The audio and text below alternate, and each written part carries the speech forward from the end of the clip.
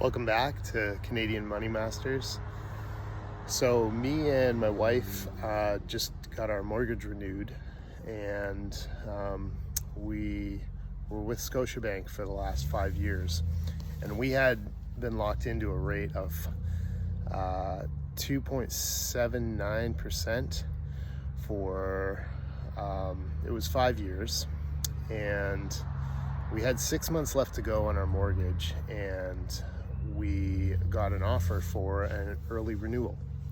So we met with one of the bank managers, and they offered us 5.21% locked in for 3 years. So with the interest rates potentially coming down, what he was explaining to us was that if interest rates start to come down, that the demand for mortgages will go up, which is why the actual mortgage rates could potentially go up towards the end of the year and into 2025. So we decided to lock in for the 3 years. What he also told us was that we could do another early renewal after 2.5 years, and so we figured that was a good idea. If interest rates go up over the next 6 to 8 months, and mortgages were locked in. And he also mentioned Scotia does this thing with mortgages where they can do a blend, where they'll take say in 2 years the rates are down by like 2%. They can do a blend of the interest rate that we're locked in for, and then blend it with the new interest rate, so it'll give us a little bit of a break towards the interest we're paying. So all in all, we needed to lock into our mortgage anyways. Our renewal was coming due in October, so we figured between now and then it's really not gonna go up or down too much, and we had some extenuating circumstances which it was better for us to lock in now anyways, because we're going to be kind of restructuring our existing debts, and so it was better for us to have that locked in with Scotia. And obviously I did the calculations on a 25-year amortization. We end up paying 25%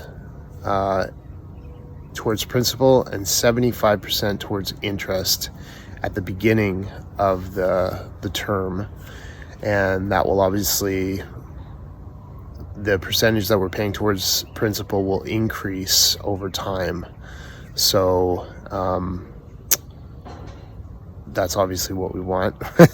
And we can also put 15% down every year towards the principal as a lump sum payment, or even monthly, which will help to reduce the number of years that the mortgage term is amortized over. So it'll get paid off faster, which is the whole goal, is to pay it off as soon as we can. So if you do have a mortgage in Canada, in Ontario, I know they're advertising rates as low as 4.66, 4.8, in the high fours, but we had asked about that, and he said that typically